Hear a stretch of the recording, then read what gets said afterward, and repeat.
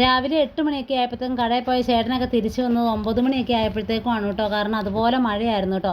പിന്നെ വന്ന് കുറച്ച് നേരം കഴിഞ്ഞപ്പോൾ ചായയൊക്കെ കുടിച്ചു. അപ്പോൾ ഞാൻ ദോശയൊക്കെ റെഡിയാക്കി വെച്ചിട്ടുണ്ടായിരുന്നു കേട്ടോ. പിന്നെ ഞാൻ കുറച്ച് നേരം പുറത്ത് പോയി വീഡിയോ ഒക്കെ എടുത്തു കേട്ടോ.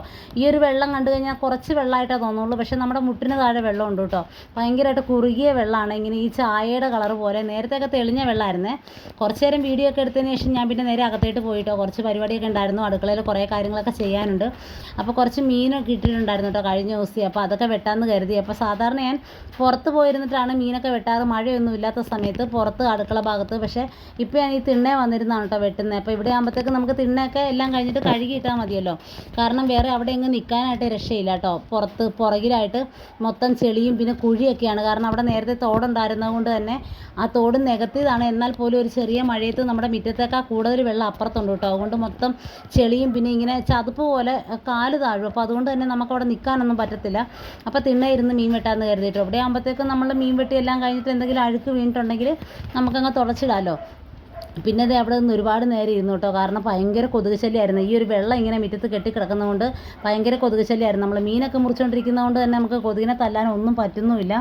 കുറേ നേരം താങ്ങിയിരുന്നും തൂങ്ങിയൊക്കെ അവിടെ ഇരുന്ന് മീനൊക്കെ വെട്ടിയിട്ടു. അപ്പോൾ അതേ ചേട്ടനാണെങ്കിൽ മീനിൻ്റെ വെള്ളമൊക്കെ കൊണ്ട് പറമ്പിൽ കളഞ്ഞിട്ട് വരുവാണേ. എന്നിട്ട് പിന്നെ ഞാൻ ബാക്കിയും കൂടെ അവിടെ ഇരുന്ന് വെട്ടി. ഒരുപാട് നേരമായിട്ടോ മീൻ വെട്ടൽ തുടങ്ങിയിട്ട്. പിന്നെ പെട്ടെന്ന് തന്നെ മീനൊക്കെ വെട്ടി റെഡിയാക്കി ഫ്രിഡ്ജിൽ വെച്ചതിന് ശേഷം ഞാൻ വേഗം എഴുന്നേറ്റ് അമ്പാടിനെ കുളിപ്പിച്ച് റെഡിയാക്കിയിട്ടോ. കാരണം അവന് നഴ്സറി പോകണം. അമ്പാടി പോയ സമയത്ത് അമ്പാടിയുടെ ഫോൺ കൈക്കലാക്കിയിട്ടോ കുഞ്ഞിന്. അപ്പോൾ ടാറ്റയൊക്കെ തരുവാണേ. പിന്നെ അമ്പാടിയാണെങ്കിൽ ഇവിടെ നിന്ന് കരയണ എന്താണെന്ന് വെച്ചിട്ടുണ്ടെങ്കിൽ അവന് ചെരുപ്പിട്ട് കൊടുക്കണം. അവൻ എപ്പോഴും എടുത്തുകൊണ്ട് നടക്കണം കേട്ടോ. അങ്ങോട്ട് നഴ്സറി പോകാൻ നേരത്തും തിരിച്ച് വരാൻ നേരത്തൊക്കെ എടുക്കണം. പിന്നെ എന്തിനാ ചെരുപ്പ് എന്നാണ് ഞാൻ ചോദിക്കുന്നത്. പക്ഷേ ആൾക്ക് ചെരുപ്പ് വേണം കേട്ടോ. അങ്ങനത്തെ ചേട്ടനാണെങ്കിൽ വഴക്കുണ്ടാക്കി ഒരുവിധം ചെരുപ്പൊക്കെ ഇട്ട് കൊടുക്കുവാണ് കേട്ടോ. ചെരുപ്പിൻ്റെ ഒന്നും ആവശ്യമില്ല, കാരണം ആൾ നടക്കത്തില്ല. ഇവിടുന്ന് റോഡ് വരെ എടുത്തിട്ട് റോട്ടിൽ കൂടെ നടക്കാൻ പറഞ്ഞാൽ ആൾ നടക്കത്തില്ല കേട്ടോ. അങ്ങനെ പിന്നെ അവന് ചെരുപ്പൊക്കെ ഇട്ട് റെഡിയാക്കിയിട്ട് പിന്നെ ചേട്ടനാണെങ്കിൽ കൊണ്ടുപോവുകയാണ് കേട്ടോ. കാരണം വെള്ളം നീന്തി വേണം, നമ്മുടെ ആ വഴിയിലൊക്കെ വെള്ളമാണ്. അപ്പോൾ ആ റോഡ് വരെ വെള്ളമാണ്. അവിടം വരെ പോയിട്ട് പിന്നെ അവിടെ നിന്ന് അങ്ങോട്ട് കുറച്ചങ്ങ് നടന്നാൽ മതി നേഴ്സറിലോട്ട്. എന്നാലും ഭയങ്കര ബുദ്ധിമുട്ടാണ് കേട്ടോ. ഇതൊക്കെ കഴിഞ്ഞതിന് ശേഷം ഞങ്ങൾക്ക് പിന്നെ കുറച്ച് അടുക്കള ക്ലീനിങ് ഒക്കെ ഉണ്ടായിരുന്നു കേട്ടോ. ഒരു ഉച്ചയൊക്കെ ആയി കഴിഞ്ഞപ്പോൾ ഞാനും അനിയനും കൂടിയിട്ട് അടുക്കള ക്ലീൻ ആക്കാമെന്ന് കരുതി കേട്ടോ. ഈ ഒരു സ്ലാവൊക്കെ തേച്ച് കഴിയിട്ട് കുറേ ആയി, ഒരു വർഷത്തോളമായിട്ടോ. ഞങ്ങൾ മിക്ക ദിവസം അവിടെയൊക്കെ ക്ലീൻ ചെയ്യണം കേട്ടോ. പിന്നെ അത് ചേട്ടനും വാവേ അടുക്കള ഇരിപ്പുണ്ട്. ചോറിന് വെള്ളം വെച്ചിട്ടുണ്ട് കേട്ടോ. അപ്പോൾ അതിന് തീ കത്തിക്കുവാണ്. അപ്പോൾ ഞങ്ങൾ അകത്തെ അടുക്കളയിൽ കുറച്ച് ജോലിയിലാണ്. കുഞ്ഞൻ ഭയങ്കര കരച്ചിലാണ് കേട്ടോ. വോയിസ് ഓവർ കൊടുക്കുന്നതുകൊണ്ട് മാത്രം കേൾക്കാത്തതാണ്. ഭയങ്കര കരച്ചിലെന്ന് വെച്ചാൽ ഭയങ്കര കരച്ചിൽ.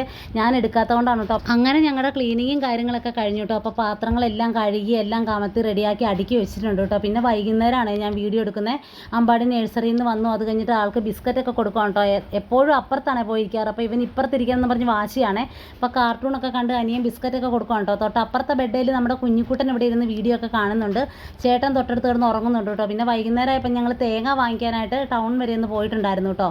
അങ്ങനെ കറക്കമൊക്കെ കഴിഞ്ഞ് തിരിച്ച് വരുമ്പോഴാണ് പിന്നെ വീഡിയോ എടുക്കുന്നത് കേട്ടോ. പിന്നെ വീട്ടിൽ വന്നതിന് ശേഷം വീഡിയോ ഒന്നും എടുത്തില്ല. അപ്പോൾ ഇന്നത്തെ വീഡിയോ വിശേഷങ്ങളൊക്കെ ഇത്രയുള്ളൂ. പുതിയൊരു വീഡിയോ ആയിട്ട് വീണ്ടും കാണാം.